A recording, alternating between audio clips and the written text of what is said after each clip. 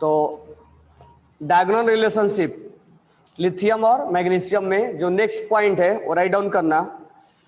Lithium and magnesium, lithium and magnesium,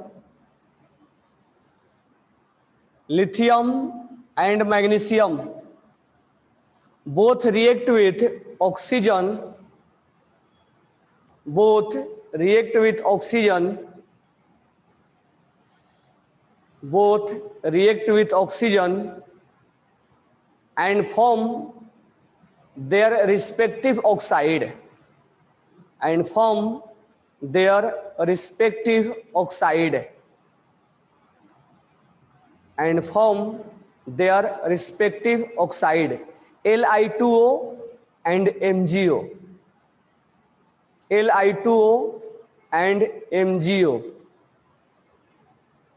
Li2O and MgO. They do not further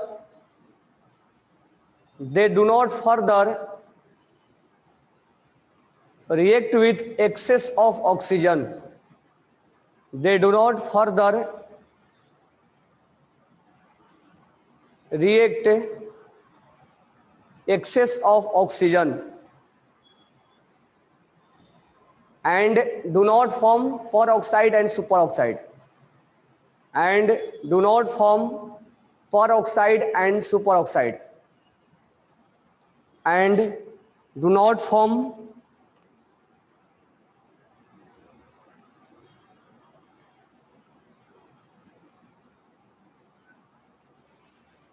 peroxide and superoxide. लिख लिए। तो lithium क्या बनाता है? ऑक्साइड। और मैग्नीशियम क्या बनाएगा? ऑक्साइड। ये सुपर ऑक्साइड और पेरोक्साइड नहीं बनाते हैं। ठीक है, नेक्स्ट पॉइंट हम लिखेंगे, पहले देख लेते हैं। लिथियम कार्बोनेट, लिथियम कार्बोनेट में ये इसका थर्मल डिकम्पोजिशन आसान है, मतलब ये थर्मल डिकम्पोजिशन इसका ज्यादा स्टेबल नहीं होता है कार्बोनेट का। After heating it convert into Li2O and CO2 just like Mg। Magnesium carbonate इसका भी थर्मल स्टेबिलिटी बहुत ज्यादा नहीं होता है, और ये भी हीट करने पे क्या बनेगा? MgO और CO2 गैस रिलीज करेगा। ठीक है, एक पॉइंट हमने और भी देखा था कि जो लिथियम बाइकार्बोनेट है वो किस स्टेट में एग्जिस्ट करता है, उसी तरह से मैग्नीशियम बाइकार्बोनेट में, यहां पर होल ट्वाइस होगा ना, मालूम है ना? तो मैग्नीशियम बाइकार्बोनेट में किस स्टेट में एग्जिस्ट करेगा? लिक्विड स्टेट में। लिथियम बाइकार्बोनेट लिक्विड होता है, लेकिन इनके बाकी के ग्रुप के जो बाइकार्बोनेट है वो किस स्टेट में एग्जिस्ट करते हैं? सॉलिड में। उसी तरह से मैग्नीशियम बाइकार्बोनेट ये लिक्विड में होगा, बाकी सब सॉलिड में होते हैं। इस पॉइंट को हमें लिखना पड़ेगा, तो लिखो, ये दोनों पॉइंट को हमें लिखना पड़ेगा, तो राइट डाउन करना। Carbonate of lithium and magnesium, carbonate of lithium and magnesium, carbonate of lithium and magnesium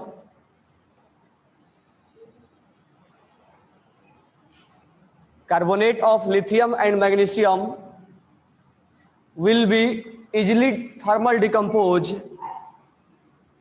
will be easily thermal decompose, thermal decompose मतलब हीट करने के बाद ब्रेक हो जाना, will be easily thermal decompose and after heating it will convert, and after heating it will convert,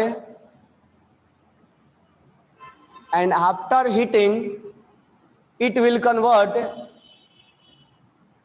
their respective oxide, their respective oxide,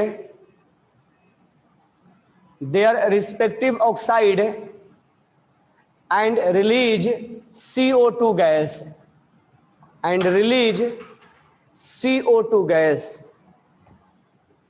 and release CO2 gas. ये reaction लिख लेना, reaction नहीं है, थर्मल डिकम्पोजिशन है।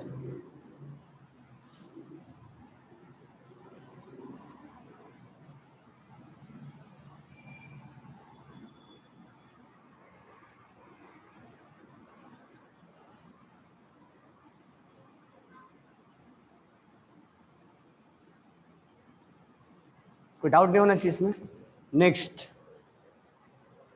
Next लिखेंगे bicarbonate of lithium and magnesium,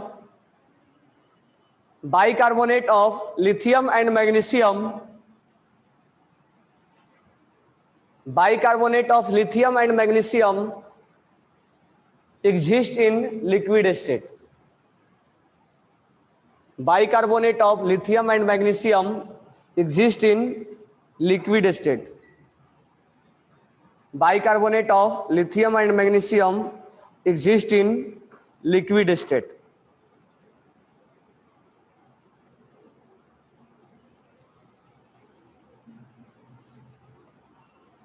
next point हम लिखेंगे, देख लो पहले, कल हमने बताया था लिथियम क्लोराइड, इसमें कौन सा प्रॉपर्टीज दिखाया था मैंने, डेलिक्यूसेंट।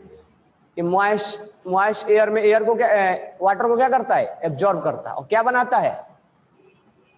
बनाता है after absorbing water, LiCl dot 2H2O, 2 याद रखना है।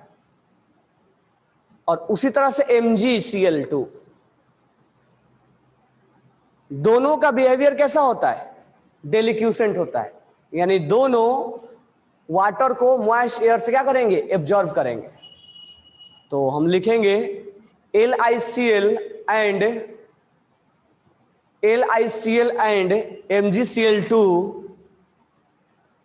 LiCl and MgCl2,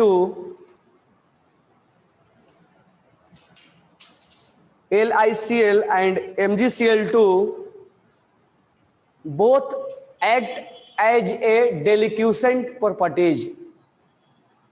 Both act as a deliquescent.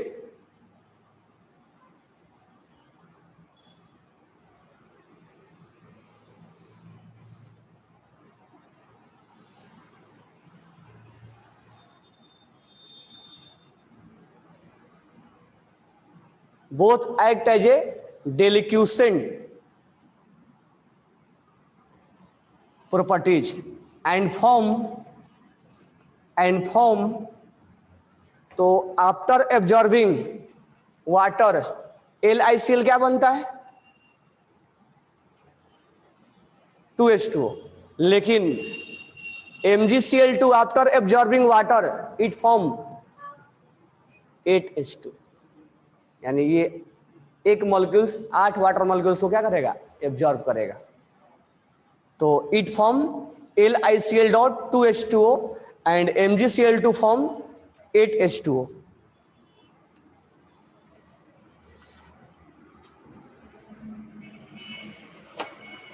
कोई डाउट है? तो लिथियम का प्रॉपर्टीज मैग्नीशियम से मिलता है। हम पीरियोडिक क्लासिफिकेशन में पढ़े थे कि lithium has diagonal relationship with magnesium, लेकिन वहां पर हमने ये नहीं बोला था कौन कौन से प्रॉपर्टीज मैच करता है। तो कौन कौन से प्रॉपर्टीज मैच कर रहा है समझ में आ गया। दोनों का केवल ऑक्साइड बनेगा, और ऑक्साइड और सुपर ऑक्साइड नहीं बनेगा। दोनों को कार्बोनेट को हीट करने पे उसके रिस्पेक्टिव ऑक्साइड में और CO2 गैस रिलीज होगा। दोनों के बाइकार्बोनेट किस स्टेट में होते हैं, लिक्विड स्टेट में होते हैं। दोनों का क्लोराइड क्या होता है, डेलिक्यूसेंट होता है। तो ये डायगोनल रिलेशनशिप में क्वेश्चन पूछा जाता है, इंपॉर्टेंट है ये, कोई डाउट नहीं है ना। तो यहां से फिजिकल प्रॉपर्टीज और केमिकल प्रॉपर्टीज हमारा एंड हो गया। फिजिकल प्रॉपर्टीज में ज्यादा ट्रेंड्स आते हैं, melting point, boiling point, solubility.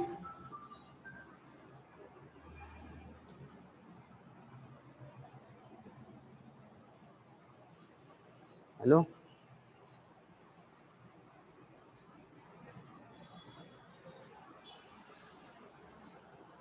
ठीक है। तो अब हम नेक्स्ट पढ़ेंगे। तो यहां से फिजिकल और केमिकल सारे एंड हो गए। अब हम नेक्स्ट पढ़ेंगे कंपाउंड के बारे में, कि कौन कौन से कंपाउंड बनाया जाता है, कौन कौन से कंपाउंड बनाए जाते हैं। ठीक है, तो यहां से हम कंपाउंड के बारे में स्टडी करेंगे। तो हेडिंग डालो, पहला हम पढ़ेंगे compound of sodium. Write down heading, compound of sodium, compound of sodium.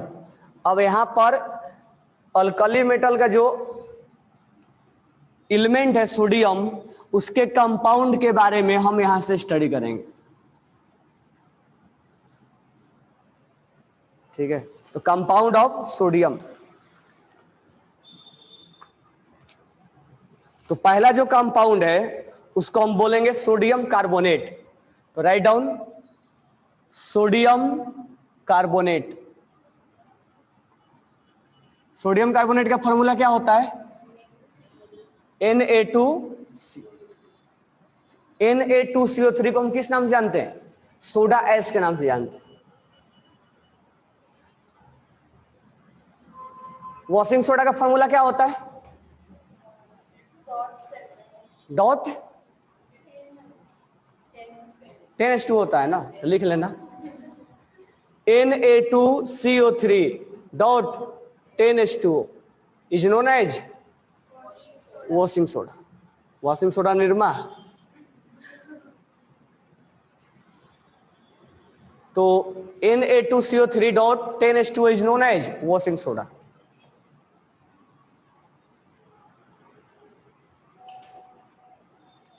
तो हम वॉशिंग सोडा का ये सोडियम कार्बोनेट बनाने का तरीका सीखेंगे। सोडियम कार्बोनेट कैसे बनाया जाता है। तो इसमें दो तीन तरीके हैं, लेकिन जो मेन तरीका है वो सोल्वे प्रोसेस है। और सोल्वे प्रोसेस जो है बहुत इंपॉर्टेंट है। क्यों इंपॉर्टेंट है? जब हम प्रिपरेशन पढ़ाएंगे तब समझ में आएगा उसमें इंपॉर्टेंस क्यों है।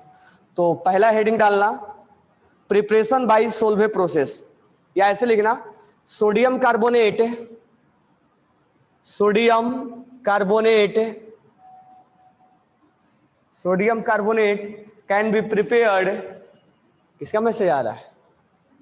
Can be prepared, sodium carbonate can be prepared by Solvay process, by Solvay process, by Solvay process, जिसको हम बोलते हैं ammonia soda process. It is also known as ammonia soda process, लेकिन ज्यादा फेमस है सोल्वे प्रोसेस के नाम से। तो सोडियम कार्बोनेट जो बनाया जाएगा वो बनाते हम कैसे? Solvay process. तो जो भी चीज हम बनाते हैं उसका नाम होता है, जैसे अमोनिया जो बनाया जाता है, अमोनिया हेबर प्रोसेस से बनाया जाता है। कॉन्टैक्ट प्रोसेस होता है, कॉन्टैक्ट प्रोसेस से H2SO4 बनाया जाता है। तो ये जो सोडियम कार्बोनेट बनाया जाएगा उसका जो नाम है वो है सोल्वे प्रोसेस। और this one is most important, इस पे क्वेश्चन आता ही आता है। ठीक है, तो सोल्वे प्रोसेस बनाने में सबसे पहले हम जो रॉ मटेरियल यूज करेंगे, क्या क्या हमें लेना पड़ेगा? रॉ मटेरियल, रॉ मटेरियल्स क्या क्या यूज करना पड़ेगा? तो ब्राइन सॉल्यूशन। ब्राइन सॉल्यूशन किसको बोलते हैं? Brine solution. ब्राइन सॉल्यूशन किसको बोलेंगे? अरे पानी में जब सॉल्ट को मिला देते हैं तो ब्राइन सॉल्यूशन बन जाता है। शरबत जो बनाते हैं पानी वाला, नींबू सोडा वाला। तो concentrated aqueous NaCl, aqueous NaCl concentrated होना चाहिए। Concentrated aqueous NaCl is known as brine solution. Concentrated aqueous NaCl is known as brine solution. तो रॉ मटेरियल में हम ब्राइन सॉल्यूशन यूज करते हैं।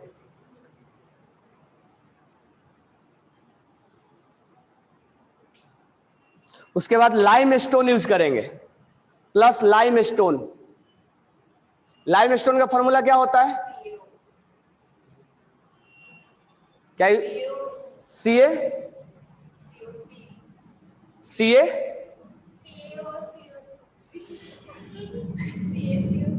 CaCO3 कैल्शियम कार्बोनेट होता है ना। Calcium carbonate is known as limestone. उसके बाद और लेंगे हम अमोनिया। अमोनिया लेंगे NH3। हम अमोनिया लेते हैं। तो क्वेश्चन में पूछेगा रॉ मटेरियल में क्या यूज किया जाएगा, तो हम क्या बोलेंगे, ब्राइन सॉल्यूशन, लाइमस्टोन और अमोनिया। सोडियम कार्बोनेट को किस नाम से जाना जाता है, सोडा एस। वॉशिंग सोडा का फॉर्मूला, सोडियम कार्बोनेट का किस तरीके से प्रिपरेशन किया जा रहा है, सोलवे प्रोसेस। रॉ मटेरियल में क्या यूज करेंगे, क्या यूज करेंगे, ब्राइन सॉल्यूशन। हाँ, अब देखो यहाँ पर रिएक्शन, उसके बाद हम प्रिंसिपल बाद में देखेंगे। रिएक्शन देखो कि रिएक्शन कैसे होता है इसका, और रिएक्शन याद रखने का, क्योंकि रिएक्शन से बीच के क्वेश्चन पूछता है।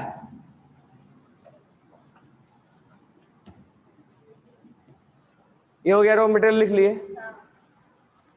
अब रिएक्शन देखना, इसका रिएक्शन इंपॉर्टेंट है।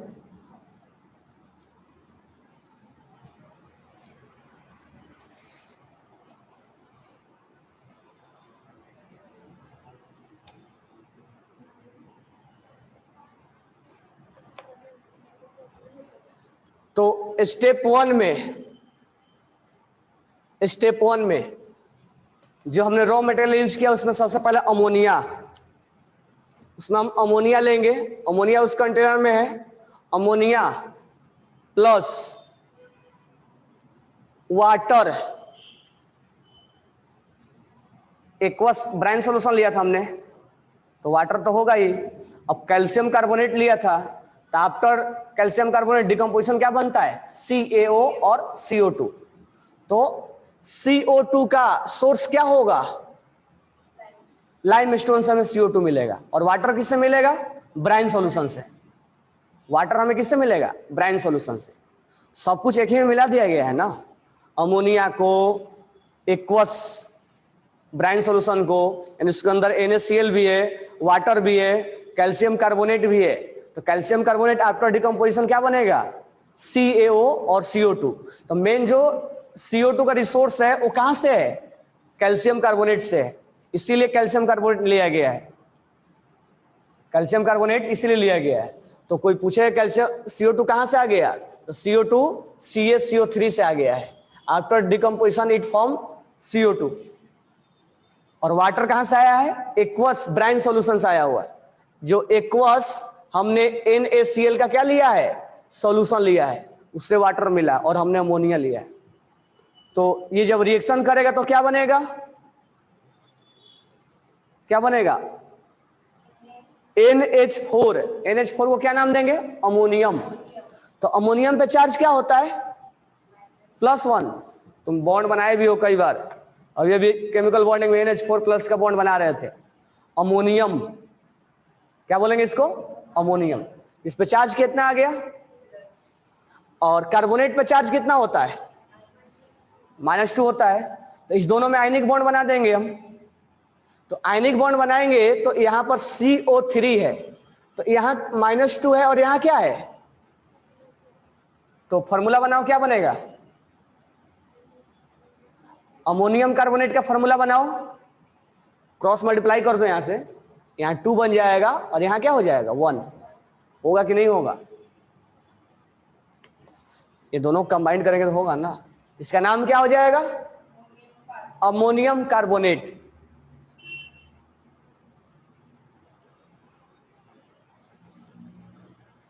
याद करो इसको, पहला स्टेप में क्या क्या हुआ,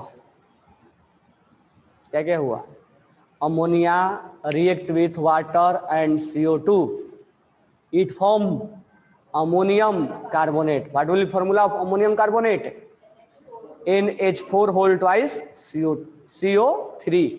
तो याद नहीं भी रख सकते हो तो केवल अमोनियम कार्बोनेट याद रखना। अमोनियम पे चार्ज क्या होता है और कार्बोनेट पे चार्ज क्या होता है, कंबाइन कर देंगे, कौन सा बॉन्ड बन जाएगा, आयनिक। ठीक है, इनके अंदर कोवैलेंट है, लेकिन इन दोनों के अंदर आयनिक, इन दोनों के अंदर आयनिक है। तो पहला स्टेप में क्या मिला हमें, अमोनियम कार्बोनेट। कोई प्रॉब्लम नहीं है ना। अब ध्यान दो, ये अमोनियम कार्बोनेट, अच्छा कंटेनर में हमने क्या क्या लिया था, कंटेनर में क्या क्या था, कंटेनर में क्या क्या था, NaCl था, और क्या था, वाटर था, और क्या था, अमोनिया था, और क्या था, limestone. After decomposition limestone it convert है CO। तो पहला स्टेप में रिएक्शन किसके बीच में हुआ, अमोनिया, वाटर और सब एक ही कंटेनर के अंदर है। तो अमोनिया और वाटर और CO2 मिलकर क्या बना दिए, अमोनियम कार्बोनेट। ठीक है, अब क्या होगा, फर्दर रिएक्शन होगा, यानी अमोनियम कार्बोनेट स्टेप 2 में, ये अमोनियम कार्बोनेट ये उस कंटेनर में फिर से CO2 और H2O से रिएक्शन करेगा।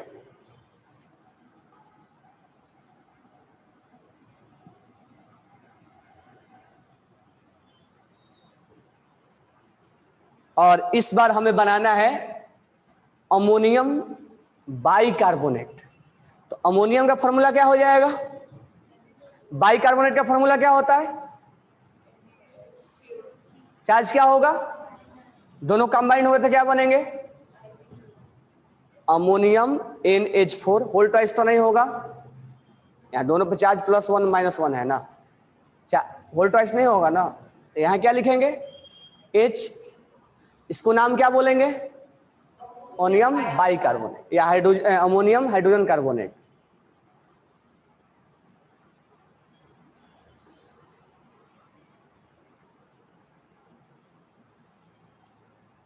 तो कुल मिला के हमें मिला कि फाइनली हमें अमोनियम कार्बोनेट नहीं चाहिए, हमें क्या चाहिए, अमोनियम बाइकार्बोनेट चाहिए।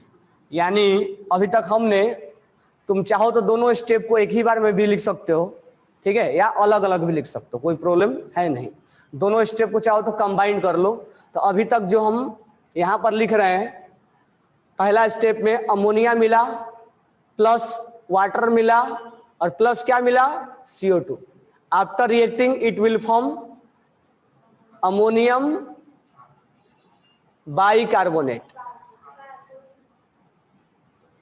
मतलब फाइनली यही मिला ना, ये फिर से रिएक्शन करके यही बन गया था, कोई नया दूसरा हमने कंटेनर में लिया था क्या। मतलब ये तीनों ने रिएक्शन किया, क्या बनाया, कार्बोनेट बनाया, और carbonate will converted into bicarbonate. तो पहला स्टेप में हमें क्या मिला, बाइकार्बोनेट मिला। यानी स्टेप 1 और स्टेप 2 को हम क्या कर सकते हैं, एक साथ कंबाइन कर सकते हैं, लेकिन लिखना होगा तो दोनों हम अलग अलग लिखेंगे।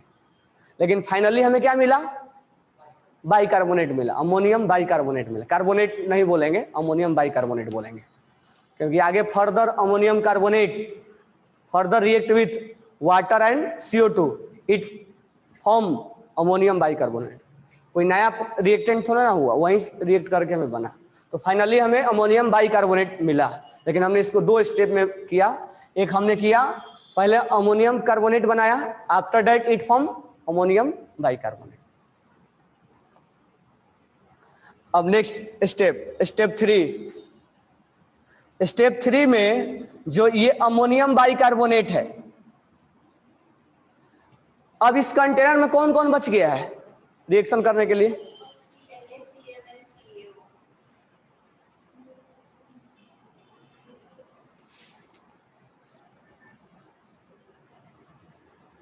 इस कंटेनर में कौन कौन बच गया है, NaCl और CO। CO का कोई हमें यूज नहीं है, CO हमें रिसोर्स के लिए है, बाकी लास्ट में हम इसको रिकवरी कराएंगे। बट अभी मेन जो बचा वो क्या बचा हुआ है, NaCl। तो अमोनियम बाइकार्बोनेट जो स्टेप 2 में मिला हुआ है, स्टेप 1 में अमोनिया 2 लिखा हुआ है बुक में, अमोनिया 2 लिखा हुआ है, ये बैलेंस किया हुआ है, वो बैलेंस करके लिखा हुआ है, लास्ट में हम बैलेंस कर देंगे, ठीक है। अब याद करो इसको, लास्ट में यहाँ बैलेंस कर देंगे हम, तो बैलेंसिंग लिख लो, यहाँ 2 लिखा हुआ है, वो बैलेंस किया हुआ है, बराबर है क्या।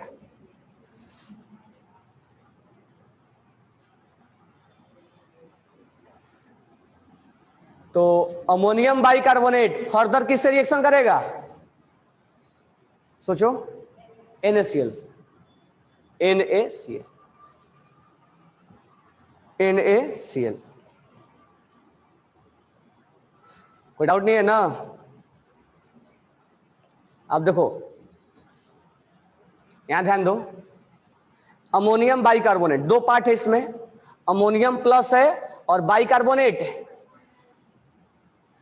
सोडियम प्लस है और क्लोरीन, तो इस प्लस को इस माइनस के साथ अटैच कर दो, क्या बन जाएगा, इस प्लस को इस माइनस के साथ NH4, इसका नाम क्या होगा, अमोनियम क्लोराइड है।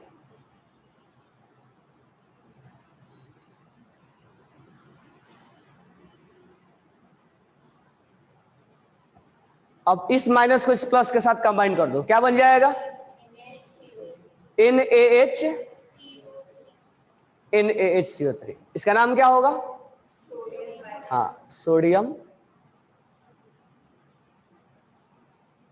तो समझ में आया कि हमें फाइनली क्या चाहिए, सोडियम कार्बोनेट चाहिए, हमें फाइनली क्या चाहिए, सोडियम कार्बोनेट। हाँ, तो हमें क्या मिला, सोडियम बाइकार्बोनेट मिला है। अब याद करो,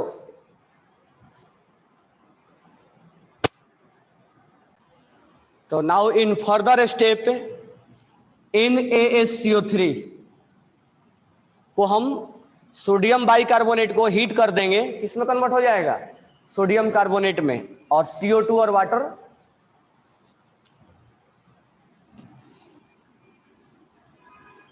सोडियम बाइकार्बोनेट। पहले स्टेप याद करो सारे, हो गया स्टेप, अब इसमें बताना बाकी है।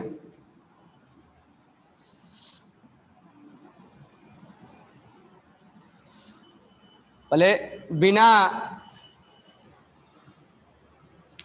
देखे आंख बंद करके सोचो कि कंटेनर में रिएक्शन करने के पहले क्या क्या लिया गया था,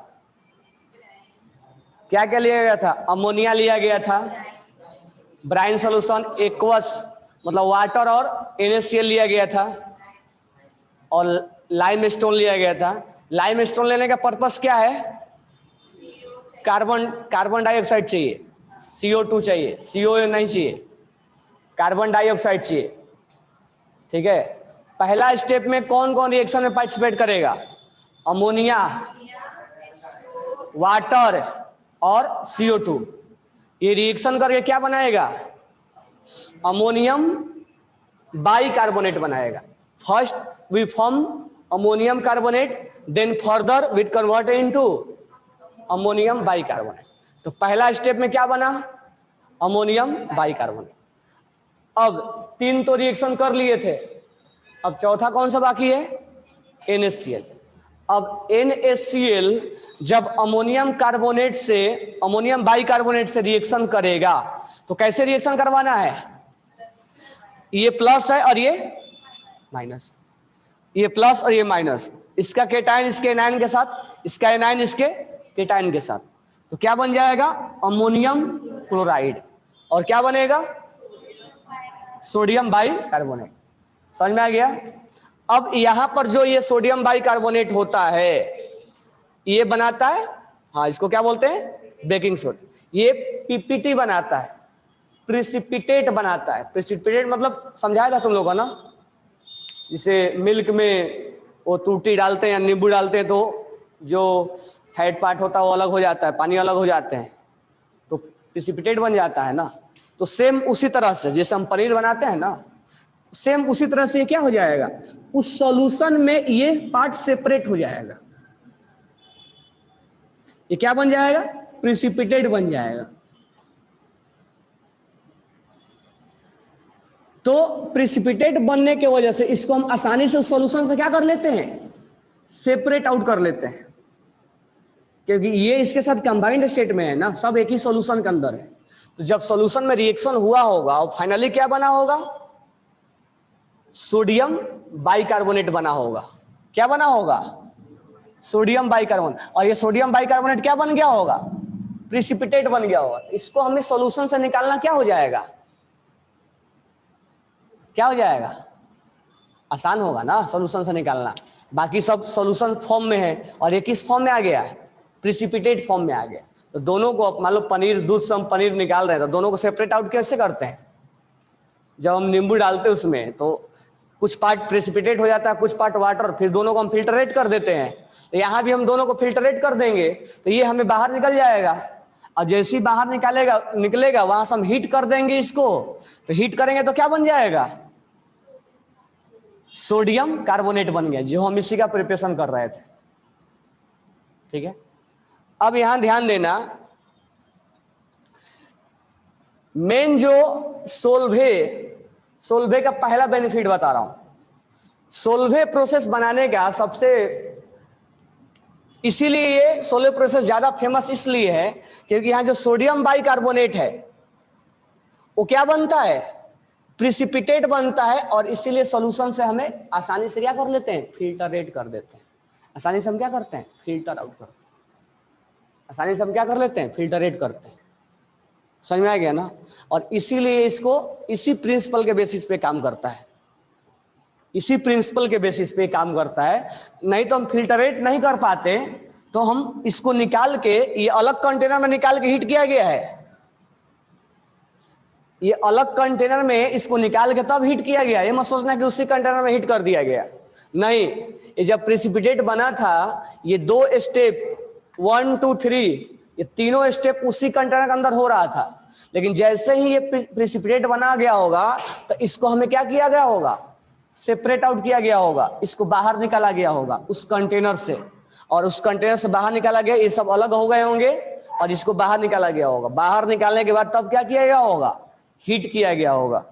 तो हीट करने के बाद हमें क्या मिल गया? सोडियम कार्बोनेट मिल गया। तो इस प्रिसिपिटेशन के वजह से ही सोल्वे प्रोसेस ज्यादा क्या है? बेनिफिशियल है। हम इसको आसानी से प्रिपेयर्ड कर सकते हैं। समझ में आ गया? अब यहां पर एक क्वेश्चन पूछता है कि ठीक है, सोडियम कार्बोनेट बना लिया हमने, क्या हम पोटेशियम कार्बोनेट बना सकते हैं? क्या क्वेश्चन पूछा जाता है यहां से कि क्या हम पोटेशियम कार्बोनेट बना सकते हैं क्या? सोडियम के नीचे पोटेशियम होता है, तो पोटेशियम कार्बोनेट हम बना सकते हैं क्या इस प्रोसेस से? तो हमारा आंसर होगा नहीं, हम नहीं बना सकते। तो उसका जवाब होगा ये कि जब हम पोटेशियम कार्बोनेट बनाएंगे तो ये सब प्रोसेस केवल सोडियम की जगह पे क्या होता चला जाएगा? पोटेशियम होता चला जाएगा, और फाइनली हमें क्या मिलेगा? KHCO3। और KHCO3 जो होता है वो पानी में सोलूबल होता है, तो it is soluble in water. ये प्रिसिपिटेट नहीं बनाता है, इसलिए इसको हम फिल्टरेट नहीं कर पाते हैं। जब इसको फिल्टरेट करते तब ना उसको हीट करके कार्बोनेट बनाते, लेकिन जब फिल्टरेट हो ही नहीं पा रहा है तो कैसे हम हीट करेंगे? उस सॉल्यूशन को थोड़ा ना हीट करेंगे हम, उसको फिल्टरेट करना पड़ेगा ना। यानी पीपीटी बनना, this one is important part. Precipitate बनना, तब तो हम सॉल्यूशन से अलग कर रहे हैं इसको। तो KHCO3 जो होता है वो सोलूबल इन वाटर होता है, नॉट फॉर्म पीपीटी, प्रिसिपिटेट नहीं बनता है। दैट्स वाई हम पोटेशियम कार्बोनेट का फॉर्मेशन नहीं कर सकते हैं। तो लास्ट में नोट डाल के लिखना, स्टेप लिख लिए सारे, लिख लो, पहले लिख लो। इसके बाद अभी और आगे इस पे बात करेंगे। अभी क्वेश्चन पूछेगा, इस पे क्या क्या क्वेश्चन पूछेगा वो बता रहे हैं। अभी स्टेप 1 2 3 याद कर लो कि क्या क्या स्टेप हुआ है।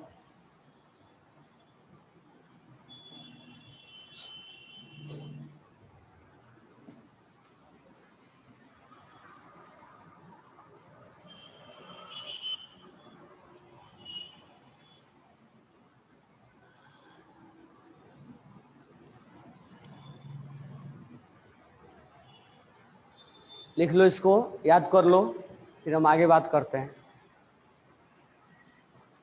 यहाँ ये भी लिख लेना, प्रिसिपिटेट लिख लिए ना, क्योंकि this one is important part. इसी वजह से सोल्यूट प्रोसेस को जाना जाता है।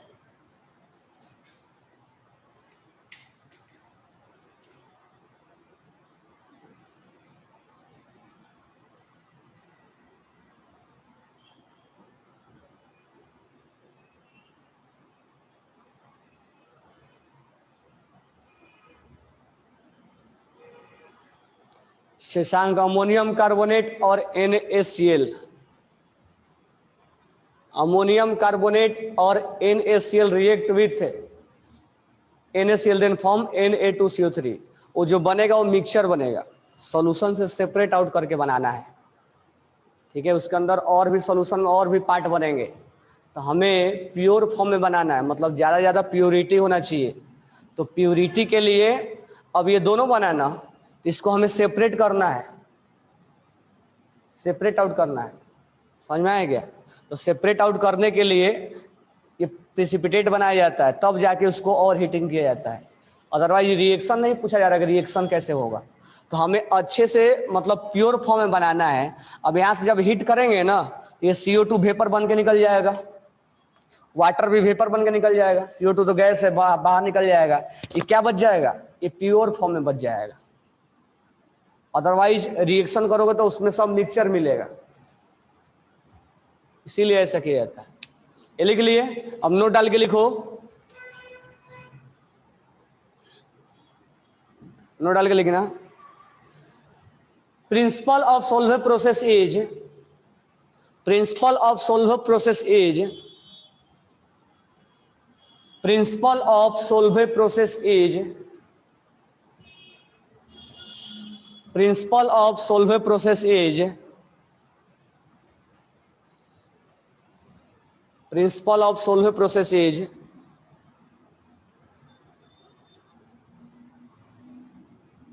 Sodium bicarbonate form as a precipitate, sodium bicarbonate form as a precipitate, sodium bicarbonate form as a precipitate, sodium bicarbonate form as a precipitate which can be easily separate out from the solution, which can be easily separate out from the solution, which can be easily separate out from the solution।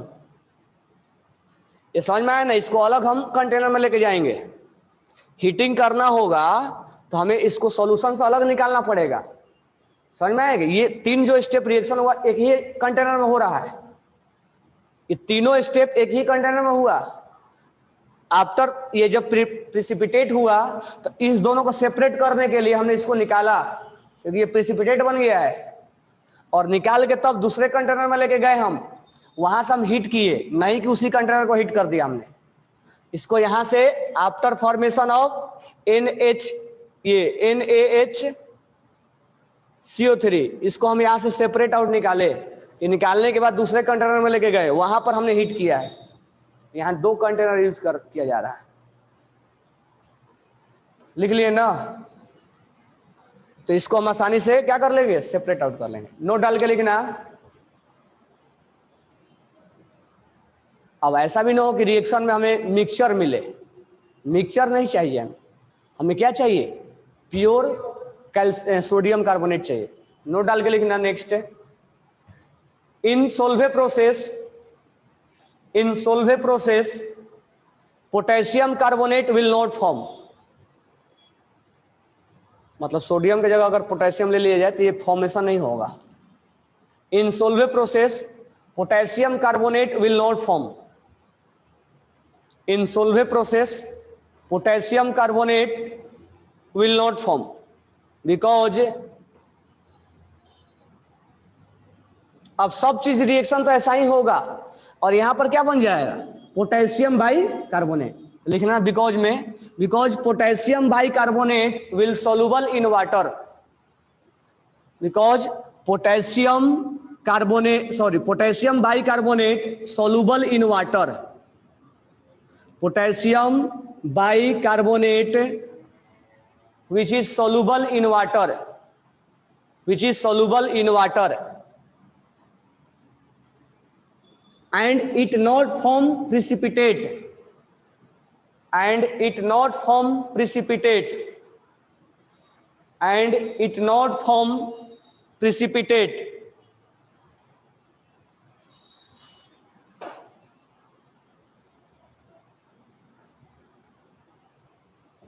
And it not form precipitate. लिख लिए? तो हम किसके बारे में बात कर रहे हैं? पोटेशियम के बारे में। नोट डालिए, क्या लिखे कि पोटेशियम, जिसे सोडियम कार्बोनेट बना रहे हैं, तो क्वेश्चन ये पूछा जाता है कि सोलवे प्रोसेस से क्या पोटेशियम कार्बोनेट बनाया जा सकता है, तो हम बोलेंगे नहीं।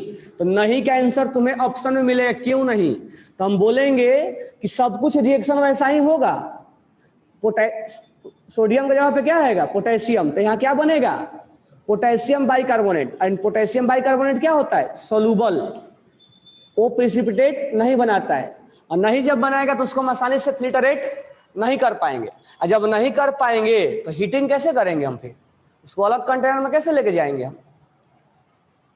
तो उसका जवाब ये होगा कि potassium bicarbonate will soluble in water which will not form precipitate. और जब हम प्रेसिपिटेट बनाएंगे ही नहीं तो उसको हम हीट करके पोटेशियम कार्बोनेट बना ही नहीं सकते। समझ में आया क्या? कोई डाउट इसमें?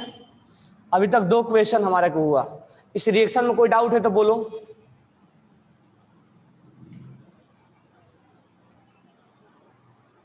देख लो एक बार रिएक्शन, फिर आगे हम बात करते हैं इसमें।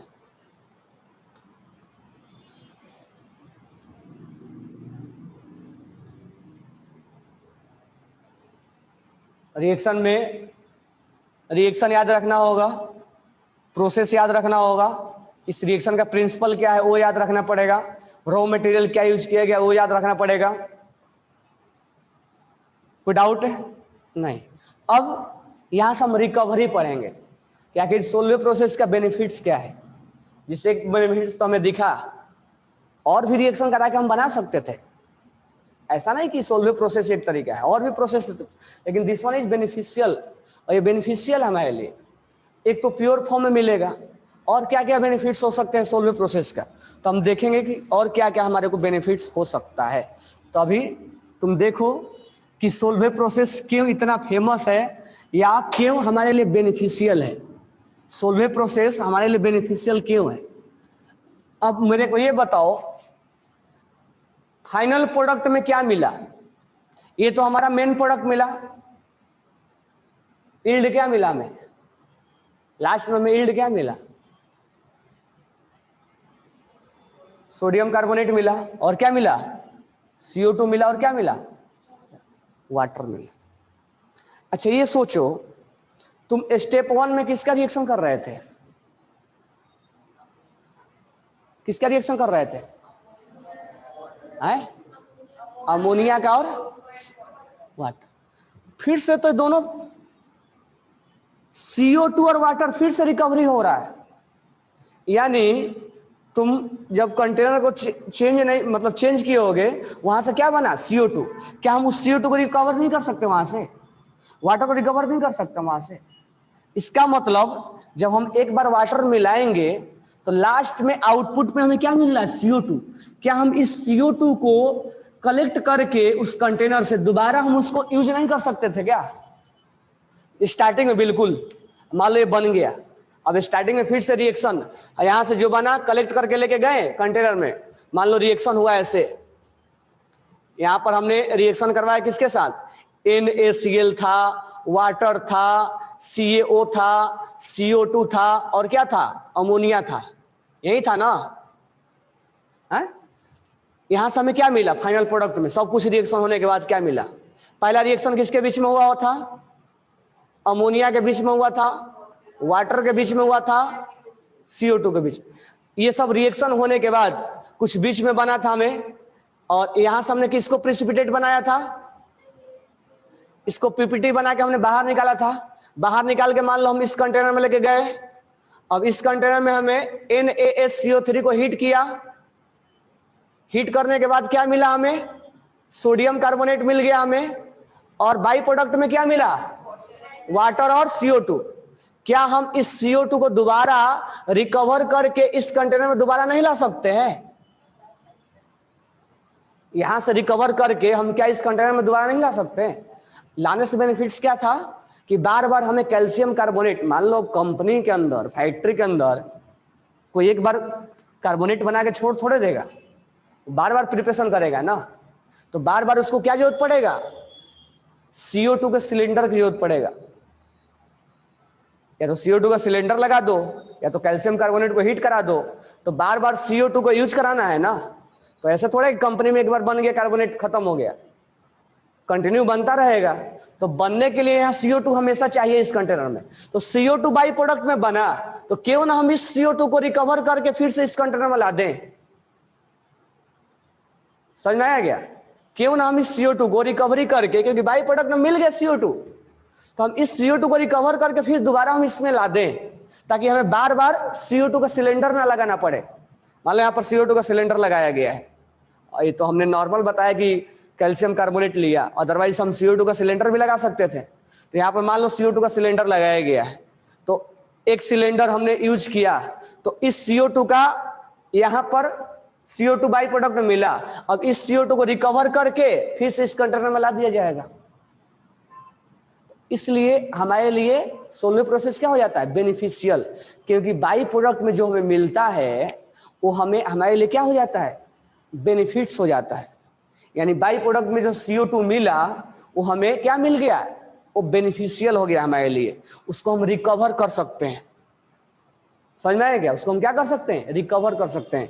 यानी दोबारा हमें CO2 का यूज अलग से सिलेंडर लगाने की जरूरत नहीं पड़ेगा। यानी अदर सोर्स भी अगर हमें है CO2 का, यहाँ तो सोर्स हमने किसको लिया, कैल्शियम कार्बोनेट को, CaCO3 को लिया था, तो हमें दूसरा सोर्स की रिक्वायरमेंट नहीं पड़ेगा।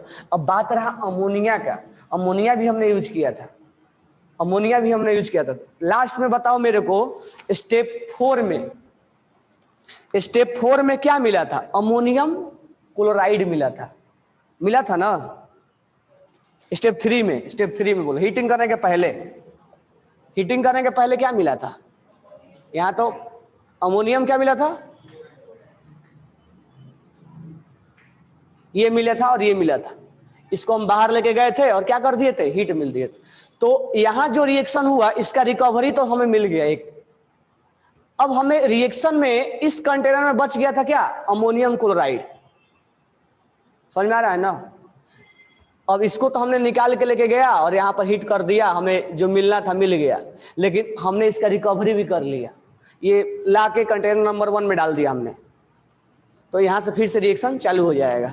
अब यहाँ पर हमने एक अमोनिया भी लिया था, तो अब अमोनिया जो लिया था, अब उसका रिकवरी कैसे होगा, तो देखो इस कंटेनर में कैसे होगा।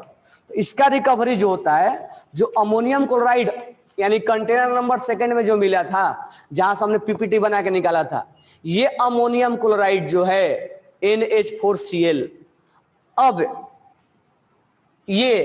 देखो ये हमने अलग अलग कंटेनर दिखाया है, लेकिन ये कंटेनर एक ही है, ये अलग था और वहां से हम CO2 रिकवरी कर रहे थे, ये दोनों एक ही था, आफ्टर रिएक्शन है।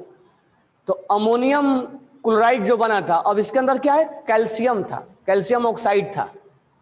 अब ये कैल्शियम ऑक्साइड और वाटर भी था, तो कैल्शियम ऑक्साइड और वाटर क्या बन जाता है रिएक्शन करके, कैल्शियम हाइड्रोक्साइड बन जाता है, बनता है ना।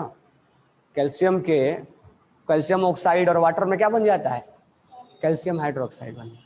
तो ये अमोनियम क्लोराइड जो होता है, इस कैल्शियम हाइड्रोक्साइड के साथ रिएक्शन करके, एक सब एक ही कंटेनर में, ये दोनों एक ही कंटेनर है, समझ में आ रहा है ना।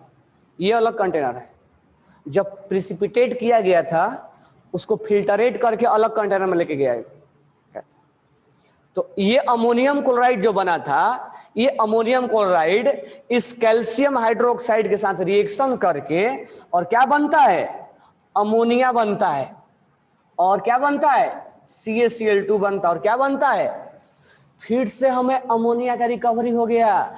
इस कंटेनर में यहीं पर अमोनिया बन गया होगा, इस कंटेनर में यहीं पर अमोनिया बने, इस अमोनिया को क्या करेंगे, हम इस कंटेनर में फिर से रिकवरी कर देंगे। तुम चले जाओ इस कंटेनर में, हालांकि वो इसी कंटेनर में था, समझ में आया क्या। यानी हमें CO2 का अलग एक बार यूज करना है, बार बार सिलेंडर यूज नहीं करना है। हमें अमोनिया का एक सिलेंडर यूज करना है, बार बार अमोनिया यूज नहीं करना है, क्योंकि लास्ट में हमें क्या हो रहा है, अमोनिया फिर से क्या हो रहा है, रिकवर हो रहा है। तो यही सबसे मेन बेनिफिशियल था सोल्वे प्रोसेस का, जो एक बार ले लिया गया ना, तो इस लेने के वजह से CO2 और अमोनिया का रिकवरी बार बार हो रहा था, ये बार बार इस कंटेनर से रिकवरी होकर मिल जा रहा था। और NaCl तो सॉल्ट तो सस्ता है, तो उसको तो कितना भी यूज कर लो, सॉल्ट तो सस्ता है, NaCl समझ में आया क्या? तो हम लिखेंगे, इसमें नोट डाल के लिखो, in the Solvay process, fast लिखो थोड़ा, in the Solvay process CO2 will be recovery in last container. CO2 will be recovered in last container. CO2 will be recovered in last container. CO2 will be recovered in last container. और second point लिखना, यानी CO2 recover हो गया। Next point लिखना, ammonia will also recovered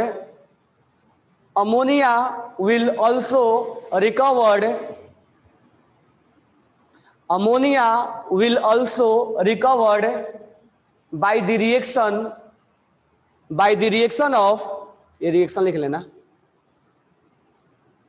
by the reaction of, हमें step 3 में सोचो क्या मिला था, स्टेप 3 में क्या मिला था, अमोनियम क्लोराइड, और वो अमोनियम क्लोराइड इसी कंटेनर में था, तो वो अमोनियम क्लोराइड किसके साथ रिएक्शन कर लेगा और क्या बन जाएगा, अमोनिया। इस तरह से अमोनिया को रिकवरी कर लिया जाता है, वो अपने आप रिएक्शन करके अमोनिया रिकवर हो जाएगा। इसको रिएक्शन को लिख लो,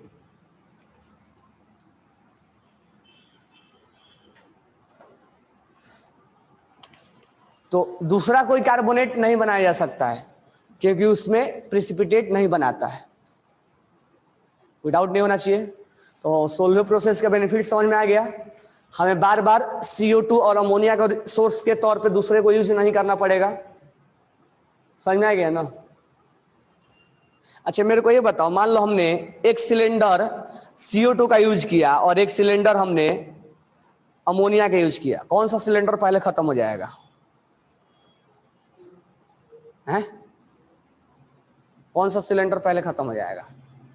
एक सिलेंडर हमने मान लो अमोनिया का यूज किया, एक सिलेंडर हमने CO2 का यूज किया, कौन सा सिलेंडर पहले खत्म होगा, अमोनिया का या CO2 का?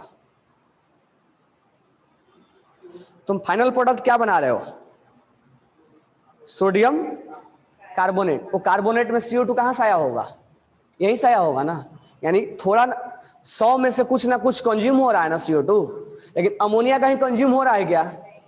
अमोनिया तो कहीं कंज्यूम नहीं हुआ, 100% रिकवरी दे रहा है, लेकिन CO2 100% रिकवरी नहीं है, समझ में आएगा। इसलिए CO2 का अगर सिलेंडर होगा तो क्या हो जाएगा, पहले खत्म हो जाएगा, जबकि अमोनिया का रिकवरी 100% है। अमोनिया दूसरी जगह कहीं भी यूज नहीं हो रहा है, अमोनिया जितना रिएक्शन कर रहा है उतना तुरंत वापस भी हो जा रहा है, जबकि CO2 का यूज कहाँ हो जाएगा, कैल्शियम कार्बोनेट बनने में, इसलिए उसका सिलेंडर पहले खत्म हो जाएगा। समझ में आ गया क्या? तो इसको सोल्वे प्रोसेस इंपॉर्टेंट है, इसको आप करके क्वेश्चन करना, ठीक है? ओके, कोई डाउट नहीं होना चाहिए, डाउट है तो बोलो, अदरवाइज